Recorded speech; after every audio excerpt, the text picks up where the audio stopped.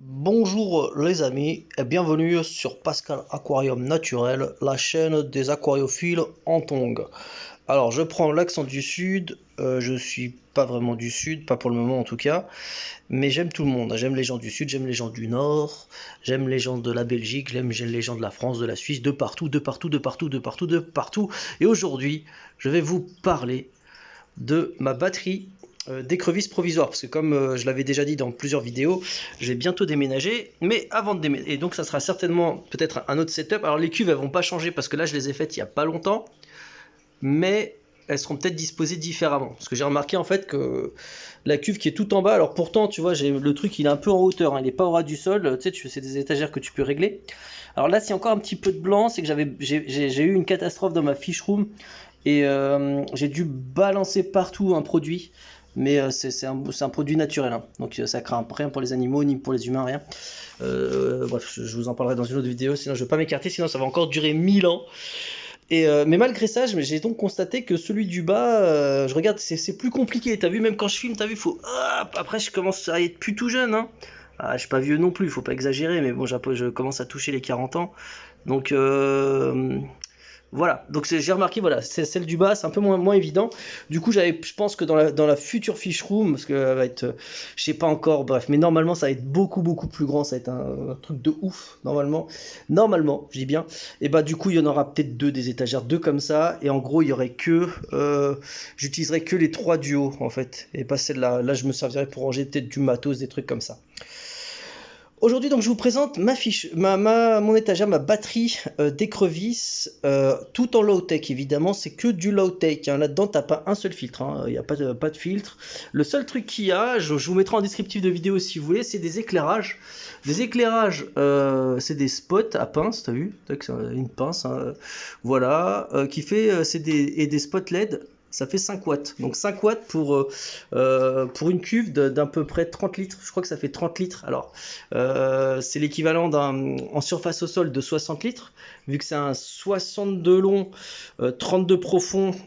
Et normalement, les 30 litres, c'est 30 ou 35 de haut. Ceux-là, ils font que 20. Donc, c'est des aquariums tortues. J'en avais parlé dans une de mes précédentes vidéos. Mais du coup, pour les écrevisses, c'est méga cool parce que ton écrevisse, elle se balade jamais là-haut. Tu vois, tu la vois pas. Non, elle est toujours au sol ou sur des plantes. Ou tu vois, c'est un animal qui va occuper ce qu'on appelle la surface au sol.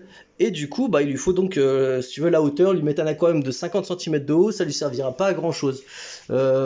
Donc, ce que je voulais vous dire. Par rapport à ça, attendez, là j'avais mon attention qui était attirée sur mon crabe là, tu vois, là il a mangé sa mue, tu vois, c'est marrant, il reste plus que les deux pinces de sa mue, hop là, voilà, c'est rigolo. Donc là, il se porte bien, il est content, suite à ma blague du 1er avril. Donc on y va, pour en revenir à, pareil, je vous renvoie vers la vidéo du 1er avril, donc c'est des aquariums en low-tech. Voilà, donc la seule source d'électricité, c'est ce truc-là, 5 watts par cuve. Donc là, il y a 1, 2, 3, 4. Ouais, ça, il y a 4 cuves. Et bah, en tout, t'en as pour 20 watts. 20 watts d'électricité, c'est pas mal, hein. C'est juste ça, 20 watts, qui sont éclairés que quelques heures par jour. Alors évidemment, il y a certaines contraintes. Il n'y a pas des végétaux exigeants en lumière, hein. Ça, voilà. C'est des végétaux plutôt costauds, des anubias, voilà, des trucs, voilà, des anubias en toutes sortes, voilà, des végétaux faciles, épiphytes. Parce que du coup, j'ai pas envie d'avoir 36 000 couches de gravier. Bon là, lui, c'est le mauvais exemple. Il y a un substrat nourricier, enfin substrat fertile, on va dire. Mais sinon, là, c'est plutôt de la pouzzolane, mélange de vases, comme j'en avais déjà parlé. Regarde là, la bonne vase là, tu vois, avec de la pouzzolane, du manado, tout ça. Et regarde-moi ça, les bébés il y en a de partout là, des écrevisses. Et regarde, juste là, regarde, tac, une là, une là. Il y en a partout, il y en a partout. Là, j'ai mis un truc à bouffer. Et là, tiens, il y en a une juste là qui est en train de becqueter dessus. Je sais pas si on voit bien. Voilà. Voilà, là, il y en a plein là. Regarde, là, il y en a tac, tac, elles sont là. Regarde, il y a une là, c'est Big Mama. Elle est super balèze. Et il y en a encore plus que. Voilà, il y en a vraiment beaucoup. Donc, les cuves, en fait, bah écoutez, sinon. Je sais pas quoi vous dire de plus, hein, ça marche super bien. Je vous invite vraiment à aller sur ma playlist écrevisse et vous pourrez voir qu'il y a 36 000, comment dirais-je, petit bébé, reproduction en tout genre. Là, ici, c'est ma Chirax. Alors, ma Chirax, elle est toujours planquée. Je vous renvoie ma vidéo sur les Chirax. Elle sort principalement la nuit. Donc je lui ai aménagé un espace vraiment cool, hein. Là elle peut s'éclater, tu vois là. Principalement que de la pouzzolane pour elle, parce elle est très fouisseuse. Et voilà, bah, néanmoins là il va se constituer de la vase et je vais conserver cette vase avec un grand plaisir, hein. Hors de question de nettoyer ça mon pote. Ah oui, par rapport à la maintenance, comme je l'ai déjà dit dans plusieurs de mes vidéos, je ne fais que je remets de l'eau qui s'évapore. Je ne fais pas de remplacement d'eau. Donc déjà, il n'y a pas de filtre. C'est la nature qui filtre, il n'y a pas besoin que je filtre. Ensuite, je ne vais pas m'amuser à retirer de l'eau pour en remettre. C'est pas écologique et ça sert pas dans mon cas, dans cette configuration-là, c'est pas utile. Et bah, je complète juste les évaporations d'eau, hein, tout simplement, avec de l'eau. En ce moment, c'est osmosé, mais vous pouvez mettre de l'eau du. Ah non, non, non, je mets aussi de l'eau du robinet des fois. Bon, tu peux le faire reposer ton eau 24 heures, vous savez ce qu'on dit, il faut faire reposer 24 heures pour que ça s'évapore et tout, je veux bien. Alors franchement, des fois, honnêtement, quand j'ai que un petit peu d'évaporation, 1 cm d'eau, je veux pas attendre 24 heures dans un seau, je sais pas quoi, je mets direct dedans, allez hop, c'est parti. Je la mets pas brûlante, je la mets pas froide, une température normale, c'est parti, tu mets dedans, c'est bon. Et elle ne s'en plaigne pas, ça se reproduit dans tous les sens, il n'y a pas de problème. Ça va, l'eau du robinet, en France, normalement, alors après, je sais pas où t'habites, mais normalement, c'est pas empoisonné, hein, c'est juste. Voilà, donc alors le premier bac c'est la Cherax, donc là vous vous souvenez hein, donc, de l'unboxing que j'avais fait, tout ça ça venait de Flore Aquatique, là le méga truc super beau ce truc en porcelaine. Là pour l'instant elle est toute petite, alors elle s'est fait son petit trou là-dedans. La petite Maline là elle s'est mise là-dedans, je veux pas l'embêter, même pour vous, même si je vous aime bien, je veux pas l'embêter. Je vous invite à regarder la vidéo précédente que j'avais fait, enfin une des vidéos précédentes que j'avais fait à son sujet, elle se planque là-dedans, voilà. Et t'as vu comment elle a refermé le trou et tout, bon elle a laissé tranquille. Ici c'est le bac des CPO, alors pareil elles sortent quand elles veulent, et il y a plein de petits bébés partout. Pareil c'est quand ils veulent, hein. C'est vraiment franchement par vague, pareil hein. Ah bah tiens il y en a une là, je vous raconte pas de bêtises, il y a un petit bébé là, hop là, est-ce qu'on la voit bien, elle est là. Alors le problème c'est quand elles sont petites, elles sont pas très rouge vif, hein. Et comme le sol est un peu rouge, bah la rouge sur rouge ça sort pas trop. Et là on peut voir donc, tu vois, ça fait vraiment de la vase, hein, moi ça. Alors là, peut-être qu'on voit pas trop, mais c'est de la vase, plein de vases par-dessus de la pouzzolane. Mais on voit encore de la pouzzolane, hein. Enfin, pas de la manado. On voit encore un peu de manado et de la puzzo, mais bientôt on verra plus, tellement il y aura de la. Ah bah tiens, il y en a un autre petit bébé là. Tiens, regarde, hop. Voilà, juste là. Tac, vous voyez là. En fait, bah, c'est comme des crevettes, hein, j'ai envie de te dire, hein. Facile, hein, c'est facile. Il faut juste une acclimatation un peu longue, mais sinon, ça va, c'est facile comme animal. Voilà, donc après, qu'est-ce qu'il faut? Bah, plein de cachettes dans tous les sens. Mais Texanus noir, alors la particularité de ces Texanus, alors pas de blague, hein, s'il vous plaît, parce que des fois, il y a toujours un ou deux trolls. Oh, Texanus, oh. Arrêtez, franchement, on a passé l'âge de ces trucs-là. S'il vous plaît, on va lever le niveau un petit peu. Je dis pas qu'il est haut, hein, mais au moins, on va éviter les petites blagues là-dessus. Oh, trop fort. Attendez, là je vous montre juste, il y a un petit bébé là, une puère qui est en train de, je sais pas ce qu'il y a là, elle est toute ouf. À mon avis elle a dû naître il y a pas longtemps. Quand elles font comme ça, c'est que tu sais, elles viennent d'être éjectées il y a pas longtemps. Ça c'est quand elles sont éjectées il y a pas longtemps, regarde, tu vois. Et là c'est l'exemple, tu vois, là elle est fixée sur la vitre, puis on a dirait qu'elle est sur le dehors, c'est flippant. Attends, où il est mon doigt? Elle est là. Regarde-moi ça comme elle est magnifique. Désolé, j'étais parti sur autre chose, mais regarde comment elle est trop belle. Donc voilà aussi pourquoi je nettoie pas les vitres. Tu vois, je nettoie pas les vitres. Là, quand il y a des bébés, je nettoie surtout pas les vitres. Parce que sur les vitres, il y a des micro-organismes comment dirais-je, que les bébés vont manger. Donc il est hors de question de leur priver de leur casse-croûte.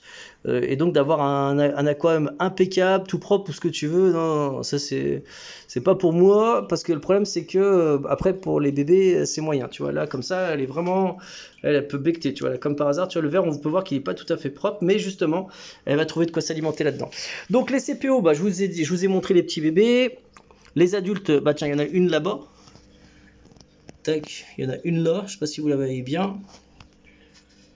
Attends, je vais essayer de te mettre mon doigt, voilà, là, comme ça, ici, tu vois. Tac, bah, elle se planque, hein. Alors c'est ça le truc, hein, c'est que.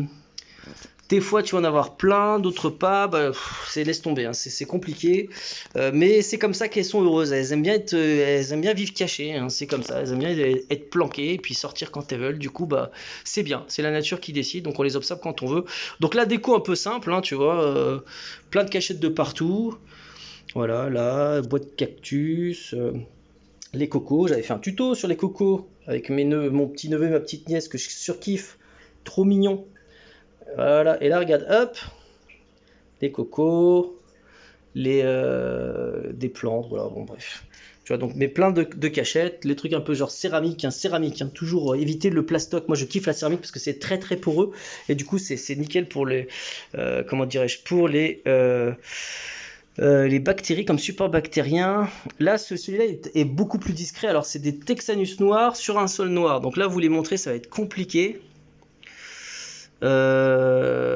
Surtout là, avec ce que j'ai, faudrait que je me trouve autre chose. Bon, sinon, je vais vous parler de la déco. Donc là, j'ai choisi de mettre 3 tonnes de noix de coco, plac, plac, plac, plac, plac. T'as vu, il y en a plein. Un petite montagne, tu vois, ça j'aime bien. Elles vont pas trop défaire des pierres de lave, toutes simples. Et là, vous pouvez voir des poissons. Et les poissons, c'est tout simplement des kiliclowns. Voilà. Je me suis permis de mettre des kiliclowns, voilà, parce que. Alors, on évite tout ce qui est. Et là, les deux, ça va. Donc, un mâle et une femelle. Kiliclown avec écrevisses, même dans 20 cm d'eau, il n'y a pas de problème. Avec des écrevisses naines, hein, je parle. Hein. Si tu mets une Chirac, je sais pas trop ce que ça va donner. Mais avec des écrevisses naines, j'ai vu, il n'y a pas de problème. Sur ce type, attention, je parle de kiliclown. Pourquoi kiliclown? Parce qu'en fait, c'est des poissons de surface. C'est des petits poissons de surface. Certains diront fais gaffe, ça va sauter. Mais non, ça saute, voilà, ça saute comme un combattant. Hein. Ça peut, oui, ça peut à fond. Hein. C'est très sauteur, mais comme ça peut pas. Là, par exemple, eux, ça va faire peut-être 2 ans que je les ai, un an, je sais plus, et il n'y a pas de problème. Hein. Toujours pas sauté, ils sont là, ils sont super bien. Regarde le mâle comment il est magnifique. T'en fais voir. Attends, est-ce que je vais arriver à le choper là? J'arrive pas à faire le focus avec ce truc là, ça me prend la tête. Je suis navré, je suis vraiment désolé. Faudra que je me prenne un truc un peu mieux. Pour la macro, c'est pas idéal. Et donc voilà, là en gros, t'as les. Hop là. T'as les Texanus noirs avec des poissons. Donc dans certains cas, tu peux mettre des poissons. Dans la précédente chaîne, celle que j'ai fermée et que là, j'avais fait une vidéo avec des CPO et des guppies. Ça, tu fais surtout pas. Parce que là, tes guppies, dès que la CPO elle est nerveuse ou qu'elle a la dalle, elle va te le becter. En plus, le guppy, il est un peu foufou, il aura tendance à aller s'approcher trop de la CPO qui elle stresse, enfin, et ça va pas le faire. Donc, on peut mettre dans certains cas, des poissons, pas tous les poissons, en même temps que des écrevisses, même dans un bac où il n'y a pas trop de hauteur. Donc on va privilégier des poissons plutôt timides, comme là, des poissons qui sont de surface, et voilà, ça va bien se passer, il n'y aura pas de problème. Par contre, attends, là il y avait une bagarre, là. Là il y avait une bagarre. Tu vois, d'ailleurs, c'est pour ça que tu vois plein de trucs en suspension, ils étaient en train de se taper sur la tronche. Pourtant, alors là, je leur ai mis un truc de bouffe là, mais regarde, dès que tu mets un truc à bouffer, tu as toute la smala qui débarque. Hop là, et là, du coup, mais pourtant, il y a assez à manger pour tous, là. Hein. Arrêtez de chouiner, là. Hein. Arrêtez de chouiner, là. Vous faites pas la guerre, il y en a assez pour tout le monde. Il y a une là, une autre là, une autre là, une autre là. Il y en avait une autre qui était planquée là, regarde là au-dessus du doigt. Voilà, là, on la voit là. Il y en a une autre qui se cache par là, regarde là, tac, juste là. Ah, là, il y a un petit bébé là, regarde là, on voit le petit bébé ici. Regarde là, elle s'incruste, elle a pas peur. Regarde, tac, une autre petit bébé. Voilà, vous la voyez, petit bébé, elle est là, elle est derrière la grande là. Tu vois, c'est ce petit truc, c'est un petit bébé, elle est en train de se balader par là. Donc voilà, donc là par contre, là j'aurais pu aussi mettre des kiliclowns. Hein. Donc il y a quelques petits kilis que tu peux mettre, il n'y a pas de problème avec ça. Oula, je suis en train de voir le chrono, je suis en train de voir que ça prend trop de temps. Et bon là, le dernier, donc les puères qui se sont reproduits en masse. J'ai remarqué que de toutes les écrevisses naines, c'est les moins timides. C'est les moins timides. Alors moi, ce que j'ai pu constater après plusieurs années d'élevage d'écrevisses naines, sur celles que j'ai fait, hein, j'ai pas tout fait non plus, mais bon, on va dire les plus vendues, enfin les plus communes, j'ai envie de te dire. Celles qui sont le moins timides, c'est les Cambalerus puer. Ça, c'est un truc, c'est clair et net, il n'y a pas à dire. Je trouve que les plus agressives sont les CPO. Puis les CPO, c'est violent comme animal, je t'assure. Elles s'attaquent à des poissons plus gros, si elles ont la dalle, elles se bouffent toutes entre elles. Si tu leur donnes pas assez à manger ou pas assez de cachette, c'est spécial quand même la CPO. Et sinon, voilà, les autres, tout ce qui est Texanus et tout, je trouve que c'est plutôt mignon et gentil. La Chirac, je découvre. Alors, Chirac, vu que je peux pas vraiment observer de trop le comportement pour le moment, ça fait que quelques mois que je l'ai. Ce que je sais, c'est que je suis obligé de la maintenir seule parce que c'est tellement gros comme animal. Et puis, t'as vu le prix que ça coûte, hein, ce truc-là, laisse tomber. Hein, ça coûte dans les 50 balles, celle-là, 40 et quelques 50 balles parce que c'est la Chirax, j'ai pu la Blue Moon, tu vois, donc laisse tomber, elle est méga chère. Enfin, je trouve. Hein. Après, ça peut devenir immense, hein, ça fait 20-30 cm, enfin 20 cm, ça devient une belle grosse bête, tu vois, j'ai hâte. Mais pour l'instant, elle est un peu timide. Sinon, voilà, hein, qu'est-ce que je peux vous dire de plus au niveau de la bouffe, ça bouffe de tout, hein, franchement, tu peux lui donner des paillettes, tu peux lui donner tu lui donnes un peu de tout, hein, regarde, tu vois, là j'ai de la bouffe, je donne de tout, tu peux donner du vivant, elle kiffe le vivant aussi, des vers de vase, elle mange franchement de tout, tu peux même donner des fruits et légumes, tu peux prendre un petit bout de pomme, clac, tu mets dedans, ça mange de tout. Ça mange de tout, une écrevisse, c'est vraiment cool. C'est un détritivore dans la nature, donc en gros, ça va se nourrir des détritus, des trucs en décomposition, tout ça.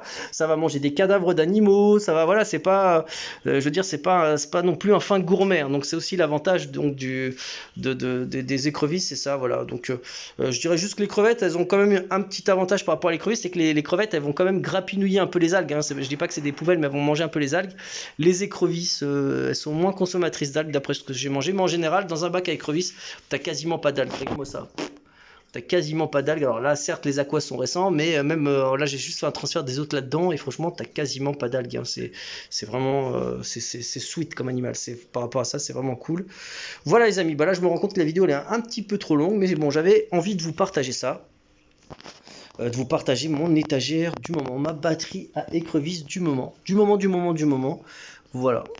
Donc, c'est 4 espèces maintenues en low-tech. Et là, faire du no-tech, ça serait compliqué parce qu'il faudrait de l'éclairage, mais que du dessus. Si tu as une fenêtre, à la limite, tu mets le bac en dessous de la fenêtre, comme ça, la lumière, elle tape que sur le dessus et jamais sur la vitre avant, parce que c'est pas bon, sinon ça fait des algues, mais ça serait trop compliqué à gérer, laisse tomber. Donc le no-tech, c'est vraiment très spécial. À la limite, ce qui serait cool, c'est imagine, tu as un Velux, et tu mets ton aquarium en dessous le Velux. Là, ok, là j'y crois, là c'est pas mal, là c'est vraiment cool. Mais sinon, c'est des configurations qui sont pas évidentes, tu vois. Franchement, le no-tech, c'est-à-dire sans technologie. Maintenant, en low-tech, bon bah voilà, écoute, tu te prends une cuve, 5 watts par cuve et c'est bon, c'est parti. Ça suffit largement, hein, vous trouvez pas? C'est ça l'avantage aussi du fait que les bacs soient pas très hauts, c'est que t'as pas besoin d'un éclairage méga puissant. Les lumens se répartissent bien partout. Et voilà les amis. Bon écoutez, j'espère que cette vidéo vous a plu. C'était donc ma batterie d'écrevisses du moment. Voilà. Sinon tous les autres bacs se portent méga bien. Et il y a évidemment plein d'autres projets en cours. Voilà. Allez, je vous dis à bientôt dans d'autres vidéos.